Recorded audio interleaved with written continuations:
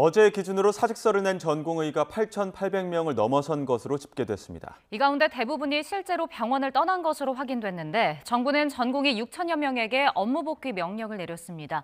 현장에 나가 있는 취재기자 연결해 보겠습니다. 신지원 기자. 네, 카톨릭대학교 서울 성모병원에 나와 있습니다. 네, 이른바 빅5로 통하는 대형 종합병원인데 전공의들이 떠난 현재 상황 어떻습니까? 네, 전공의들의 집단 사직 여파인지 비교적 한산한 모습입니다. 이곳 서울 성모병원이 속한 카톨릭 중앙의료원은 전국에 8개 산하병원을 두고 전체 전공의만 950명이 넘습니다. 그만큼 전국 단위로 보면 세브란스 병원과 함께 근무지를 이탈한 전공의 비중이 상대적으로 많은 편입니다. 정부는 어젯밤 10시까지 주요 100개 수련병원 소속 전공의의 71.2%에 이르는 8,816명이 사직서를 제출했다고 밝혔습니다. 실제로 병원에 출근하지 않은 전공의는 7,813명으로 전체의 63.1% 수준입니다. 이 가운데 현장 점검을 통해 근무지 이탈이 확인된 전공의 6,112명에게는 업무 개시 명령이 발령됐습니다. 정부는 업무 개시 명령 소식을 전하면서 환자의 건강과 생명을 첫째로 생각하겠다는 히포크라테스 선서를 다시 한번 생각해달라고 부탁했습니다.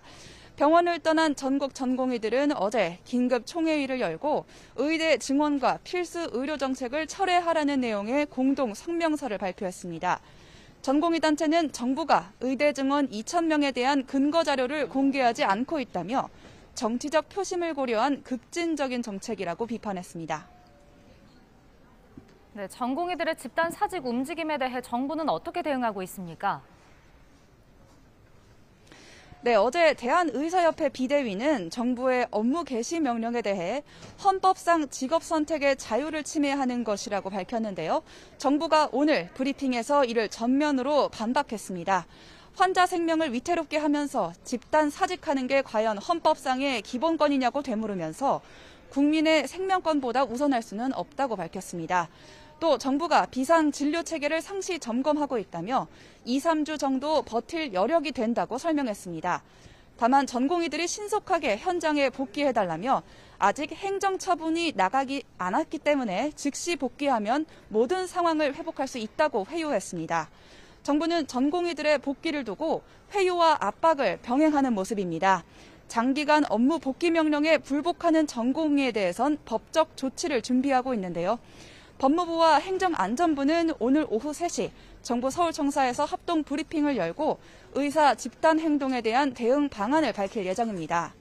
이 자리에는 법무부 장관과 경찰청장 그리고 대검 차장도 참석할 예정이어서 전공의 집단 행동에 대한 구체적인 사법 처리 계획이 나올 가능성이 커 보입니다. 환자들을 위해서는 피해 신고 지원센터를 운영하고 있는데요.